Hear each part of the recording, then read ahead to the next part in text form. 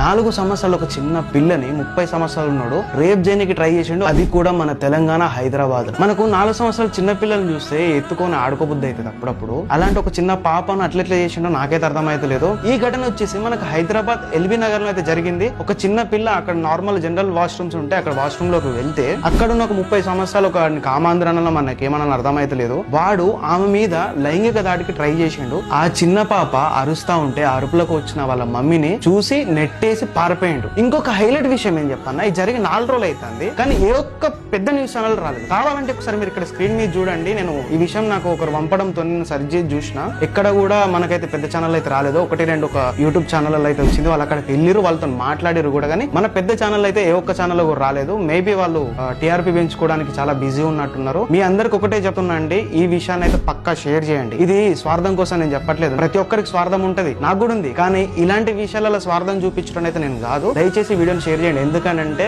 ఇప్పుడున్న ఈ కాలంలో మీకు సోషల్ మీడియా అనేది ఇలాంటి విషయాలకు చాలా అయితే హెల్ప్ చేస్తా ఉన్నది. వైరల్ కావడం వల్ల వాళ్ళకు కొంచెం న్యాయం అయితే జరుగుతా ఉన్న ఛాన్సెస్ అయితే ఉంది. సో దానికోసం మాత్రమే నేను అడుగుతా ఉన్నా, దయచేసి వీడియో షేర్ చేయండి. అండ్ ఎవరైతే దీనికి న్యాయం చేయగలరో అని మీకు అనిపిస్తుందో వాళ్ళని ఇక్కడైతే మీరు కామెంట్లలో మెన్షన్ చేయండి. Thank you. ఇక మీ చేతికైతే వదిలేస్తున్నా, ఇక మీ చేతిలో ఉంది. దయచేసి ఈ విషయాన్ని 10 మందికి తెలిసేలాగా చేయండి. Thank you.